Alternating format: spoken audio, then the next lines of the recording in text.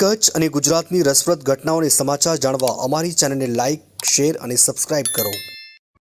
આપણો શ્રી અખિલ ભારતીય લક્ષ્મીનારાયણ સનાતન સમાજ આયોજિત આપણો ત્રિદશાબ્દી મહોત્સવ અને નૂતન ભવન લોકાર્પણના કાર્યક્રમમાં તારીખ 25, 26 અને 27 3 દિવસના પ્રોગ્રામની અંદર ઘણા ભાવિ ભક્તો આવ્યા અને લાભ પણ લીધો અને આ સંસ્થાને નિર્વિઘ્ને ઉત્સવ પાર પડ્યો. આ પ્રોગ્રામની અંદર ન ભૂતો ન ભવિષ્ય એવો પ્રોગ્રામ બન્યો અને જે એમાં વક્તાઓ આવ્યા એને પણ સારા વક્તવ્ય આપ્યા, જેની નોંધ લેવા જેવી બાબત હતી બધીએ. અને આપણા જે ભોજનનો કાર્યક્રમ હતો એમાં પણ ભોજનના માણસોએ બહુ જ ભોજન લીધું. અંદાજિત આપણા 3 દિવસના કાર્યક્રમમાં નહીં હોતો લગભગ 70 થી 80 હજાર માણસો જમ્યા અને બધાએ સંતોષકારક નિર્વિઘ્ને આપણો ઉત્સવ પાર પડ્યો. ભગવાન લક્ષ્મીનારાયણની અસીમ કૃપાથી અને મા ઉમિયાના આશીર્વાદથી આપણે સૌ કાર્યક્રમ સારો ઉજવ્યો. અને આ કાર્યક્રમની આપણું જે લાઈવ પ્રસારણ થતું હતું એ 12 જે માણસો જોતા હતા એના પણ આપણે વ્યૂ સારામાં સારા આવ્યા છે અને બધાએ આ ઉત્સવને એકદમ એમાં પણ લાઈવ પ્રસારણમાં નિહાળ્યો, માણ્યો અને એના બધા મંતવ્યો પણ સારા આવ્યા છે. અને આપણો લક્ષ્મીનારાયણ સનાતન સમાજના જે અનુયાયીઓ જે છે એની ભગવાન પ્રત્યેની શ્રદ્ધા અને નિષ્ઠા પણ એક મજબૂત બની છે. અને જે આ નૂતન ભવન જેનું લોકાર્પણ થયું, નૂતન ભવન પણ એક આધુનિક ઢબનું બન્યું છે. અને જે આમાં દાતાઓએ દાન દીધું, ખૂબ દિલેરી દાતાઓએ દાન દીધું અને દાનના સહયોગથી એક નમૂનેદાર બન્યું છે. અને એમાં જે બધાએ આવ્યું અને એને જેને જોયું એને બહુ જ પ્રશંસા કરી કે આ અતિથિ ભવન આધુનિક ઢબનું અને સારું એવું બન્યું છે, સંપૂર્ણ સુવિધા સાથેનું. અને આપણી હવે પછીની જે યોજનાઓ જે છે એમાં આપણે ભોજનાલય પણ ચાલુ કરી દેશું અને ત્યાં અહીંયા આવશે માણસો, ભોજન લે, ઉતારાની વ્યવસ્થા પણ થઈ ગઈ છે અને ખૂબ સારો ઉત્સવ ઉજવાયો અને માણસોએ ખૂબ મદની આવી. એમાં આપણા રાત્રિ પ્રોગ્રામો હતા. તારીખ 25ના રાત્રે આપણો સંતવાણીનો કાર્યક્રમ હતો, એમાં પણ માણસોએ ખૂબ હાજરી આપી અને ગોળ પણ સારી થઈ. એને બીજે તારીખે આપણો 26 તારીખના રાતે આપણો શ્રી લક્ષ્મીનારાયણ મહારાજ તો એમાં પણ જનમેદની ખૂબ ઉભરાણી અને ગીતાબેન રબારીના કંઠસ્થથી જે માતાજીના ગુણગાન ગાયા અને ભગવાન લક્ષ્મીનારાયણના ગુણગાન ગાયા અને એમાં આપણા યુવતીઓ સૌ બધા ઝૂમ્યા અને ખૂબ એના બધાએ લાભ લીધો. એટલે આપણો આ ઉત્સવ તો એક અનેરો હતો. અને આ ઉત્સવની અંદર કોઈ પણ જાતનું કોઈ પણ માણસને ક્યાંય પણ નિર્વિઘ્ને પાર પડે. આટલા બધા વાહનો આવ્યા, કેટલા બધા વાહનોનો કોઈ પણ વાહનને નુકસાન નહીં, કોઈ માણસને ક્યાંય નુકસાન નહીં અને સારી રીતે ઉજવ્યો. એટલે આ ઉત્સવ ઉજવવા પાછળ ભગવાન લક્ષ્મીનારાયણની અસીમ કૃપા, ભગવાનની કૃપા સિવાય આવા ઉત્સવ તો આપણે તો એક કાર્યકર્તા છીએ, પણ આ ભગવાનની અસીમ કૃપાથી ને માની આશીર્વાદથી આપણે સારો ઉત્સવ ઉજવી શક્યા. અને ભવિષ્યમાં પણ આપણો આ સમાજ ભગવાન લક્ષ્મીનારાયણ સાથે જોડાયેલો રહેશે અને રહે એવી ભગવાન પાસે પ્રાર્થના. અસ્તુ. ધન્યવાદ. આભાર. આધુનિક ટેકનોલોજીનો પણ ઉપયોગ કરવો. અમારા ગુરુહરિ પ્રમુખ સાંઈ મહારાજને એક પ્રશ્ન પૂછાયેલો કે આધુનિક ટેકનોલોજી, ઇન્ટરનેટ, ઈમેલ બધું 1996માં, તે વખતે સોશિયલ મીડિયા હતું નહીં, કે બધું શ્રાપ છે કે આશીર્વાદ છે? ત્યારે પ્રમુખ સાંઈ મહારાજ બોલેલા કે વિવેકથી ઉપયોગ કરે તો આશીર્વાદ છે, વિવેક ચૂકી જાય તો શ્રાપ છે. એમ આધુનિક યુગમાં યુવાનો વિવેક રાખીને બધા જ ઇન્ટરનેટથી માંડીને બધા જ ગેજેટ્સનો પૂર્ણ ઉપયોગ કરવો એની ના નથી. અભ્યાસ માટે, વેપાર ધંધા માટે, પણ વિવેકપૂર્ણ ઉપયોગ રાખે તો એ આશીર્વાદ છે. શ્રી સ્વામિનારાયણ ભગવાનની જય, શ્રી લક્ષ્મીનારાયણ ભગવાનની જય, જગત જનની ઉમિયા માતની જય, ગુરુ હરિ મહંત સ્વામી મહારાજની જય. આજે ખૂબ એક આનંદ, મોટા ઉત્સવનો એ દરેક ભક્તોના ચહેરા ઉપર અહીંયા દેખાય છે. શ્રી લક્ષ્મીનારાયણ ભગવાન સનાતન સમાજનો આ ત્રિદશાબ્દી મહોત્સવ દેસલપુર એમના મુખ્ય સ્થાન ગાદી સ્થાને ભવ્યતાથી ઉજવાઈ રહ્યો છે. દેશ પરદેશથી હજારો ભક્તો આવ્યા છે. ખૂબ શ્રદ્ધા, ખૂબ ભક્તિભાવથી બધા આવ્યા છે. એના દર્શન પણ અમને થયા. અને આજના કાર્યક્રમમાં જીવનલક્ષી, જીવન ઉત્કર્ષની વાતો મંદિર દ્વારા, શાસ્ત્રો દ્વારા, સંત દ્વારા પ્રાપ્ત થાય છે. એ બધી વાતો પણ થઈ.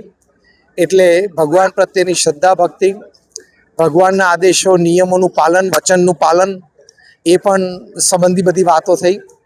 તો અહીંયા આ લક્ષ્મીનારાયણ ભગવાનના દેસલપુર એમનું જે મુખ્ય સ્થાન, ત્યાં શ્રદ્ધા ભક્તિની સાથે સમાજ ઉત્કર્ષની પ્રવૃત્તિઓ, વિદ્યાર્થીઓ 800 જેટલા વિદ્યાર્થીઓ અહીંયા રહીને અભ્યાસ કરે છે, એક મોટી વાત. વળી સમગ્ર દેશમાં એમના લગભગ 350 જેટલા બાળ સંસ્કાર કેન્દ્રો ચાલે છે. એટલે એ પણ ભવિષ્યની પેઢી, આદર્શ નાગરિકો સમાજમાં તૈયાર થશે. બહુ જ મોટું કામ. વેધશાળા પણ અહીંયા છે. તો આવું એક ઉમદા, અદ્ભુત કામ આ સંસ્થાનું સમાજના બહુ મોટું યોગદાન છે.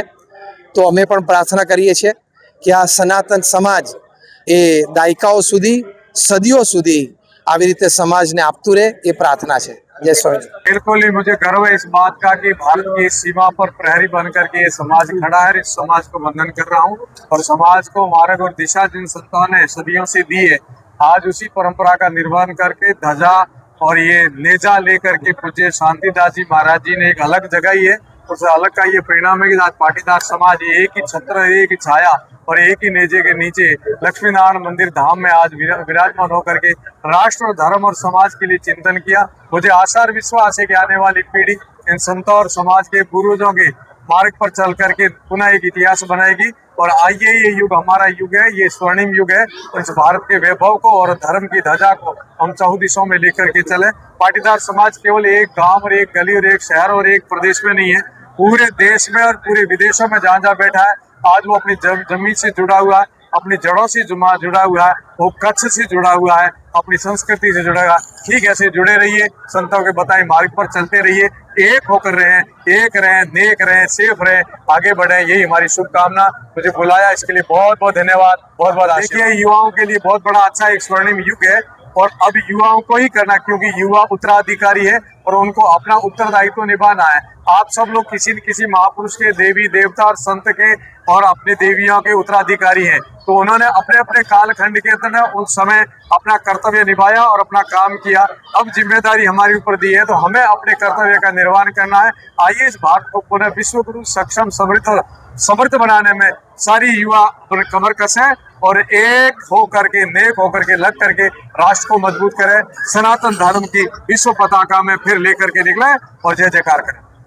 જેમ ઋતુઓ આવે છે એમ શિયાળો, ઉનાળો, ચોમાસો, પાનખર આવે છે, પછી વળી પાછી એક નવી પગરવ આવે છે. એ જ રીતે બાપા જે સમાજની અંદર અનેક સમયો પછી પાછી એક નવી કૂપણ ફૂટતી હોય છે. અને આજે મારા સમાજના આ ત્રિદશાબ્દી મહોત્સવના પાવન મહોત્સવે આજે મને હું એવો અહેસાસ કરી શકું છું, હૃદયથી કહી શકું છું કે પાનખર પછી મારી વસંત સમાજની અંદર પ્રગટી છે. અને આ વસંતના દર્શન આજે સંતોના સાનિધ્યે આજે પૂરા સમાજે કર્યું છે, મારો પૂરો કચ્છ કરી રહ્યો છે. ત્યારે આપ સૌને ખૂબ ખૂબ અભિનંદન, ધન્યવાદ કે જે અમે અમારું જે કાર્ય લઈ કરી અને અમારા ભજન આશ્રમો મૂકી અને સમાજની વચ્ચે જે કાર્યો કરવા માટે નીકળ્યા હતા, અને એ સમાજની આવતી પેઢી એ કાર્યને લઈ કરીને આગળ ગતિ કરવા માટે તટસ્થ છે, એ જોઈ કરી અને આપણી દેશી ભાષામાં કહું કે અસાંજો દૂધ દોણે મેં વેવાય, બહાર ના આવ્યો. હા, અને એ જ અમારું દૂધ દોણામાં ગયું છે. અને આ દોણાઓ આવતા સમયમાં આપણા બધાના પેટ ભરે અને આ ધર્મની રીતે, સામાજિક રીતે, અને આપણે જ્યારે પૂજ્ય પ્રતાપ પુરીજીએ જેમ વાત કરી, પૂજ્ય બાપુએ વાત કરી, કારણ કે રાષ્ટ્ર પ્રત્યેનો પણ એટલો આદર છે, પોતે પાછા સાંસદ છે, રાષ્ટ્રભક્તિ પણ એટલી જ છે. ત્યારે આજે સાધુ હૃદય એટલું આપણે સૌને, મારા કચ્છડા અને મારા કચ્છ વતીને આ ઉત્સવ વતી એટલું જરૂર કહું કે આપણે જેટલો સમાજ ઉત્થાન માટે છીએ એટલા આપણે આપણા રાષ્ટ્રના ઉત્થાન માટે, જેટલા રાષ્ટ્ર ઉત્થાન માટે છીએ એટલે આપણે આપણા સ્વ ઉત્થાન માટે કાર્યશીલ રહીએ. અને એ કાર્યશીલતાની પ્રેરણાનો ધામ જ આપણા ઉત્સવો અને સંતોનું સાનિધ્ય છે. આપ સૌને ખૂબ ખૂબ અભિનંદન, કારણ કે સરોવર તરોવર સંત જન ચોથા બરસત મેઘ, પરમારથ કે કારણે ચારો દરિયા દેહ. અમારો દેહ એટલા માટે છે કે સમાજના હિત અને સમાજના ઉત્થાન માટે. બસ એ કાર્યને, એ સંકલ્પને સાર્થક કરવા પ્રભુ અમને શક્તિ આપે, એ જ ગુરુ ચરણોમાં વંદના અને આપ સૌને શુભકામના કહું છું કે જેમ શરીરના બે પગ છે, બે પગ મજબૂત હશે તો ગૌરી શિખર સર કરતા કોઈ આપણને નથી રોકી શકશું. એમાં મારા યુવાનોને કહું કે બાપ, શિક્ષા અને દીક્ષા, સંસ્કાર અને શિક્ષણ બે જો પગ મજબૂત મારા યુવા ધનના હશે તો એને ગૌરી શિખર ચડતા કોઈ નહીં રોકી શકે. બસ મારા યુવાનોને એટલી જ અપેક્ષા રાખું છું કે બાપ, જેટલા તમે શિક્ષણથી દ્રઢીભૂત છો, સક્ષમ છો, એટલા સંસ્કારથી પણ બાપ ભરેલા રહેજો, સંસ્કારથી પણ શણગારેલા રહેજો. એ જ જીવનનો સાચો શણગાર છે. અને એ મારો શણગાર મારા યુવા શક્તિમાં અમને દેખાતો રહે ને એ શણગારનો પાછો શણગાર કરવા માટે અને એ શણગારની પૂજા કરવા માટે અમે સાધુડાઓ મારા યુવા શક્તિને પ્રેરણાઓ આપતા રહીએ. એ જ મારા યુવા ધન પાસે અપેક્ષા રાખું, કારણ કે વિકાર વ્યસનો છે પણ એની સાથે સમજદારી પણ ખૂબ છે. એ સમજદારીને આપણે જેમ એ આઈનો સમય આવ્યો છે તો અત્યારે આપણી સમજદારીને અપગ્રેડ કરી આવા સંતોના સાનિધ્યમાં એક દ્રઢ સંકલ્પિત કરી અને એ સમજદારીને આગળ વધારીએ. એ સમજદારીના માધ્યમે સમાજના વિકાસ અને સમાજના વ્યવસ્થા માટે ને સમાજની એકતા માટે મારું યુવા ધન કટિબદ્ધ થાય. કારણ કે હવે જવાબદારી, જેમ બાપુએ કીધું, આપણી છે, મારા યુવા ધનની છે. અને અમારો આશીર્વાદ આપની સાથે છે. યુવાનો પ્રત્યે, રાષ્ટ્ર માટે, દેશ માટે અને આપણા સમાજ માટે બાપ, ત્રણેય રીતે આપની ઉપર અમારી અપેક્ષાઓ છે. અને અપેક્ષાઓને પૂર્ણ કરવાની મા ભગવતી મારા યુવા ધનને શક્તિ આપે. એ જ આપને ખૂબ ખૂબ અભિનંદન અને શુભકામના અને આશીષ બાપ.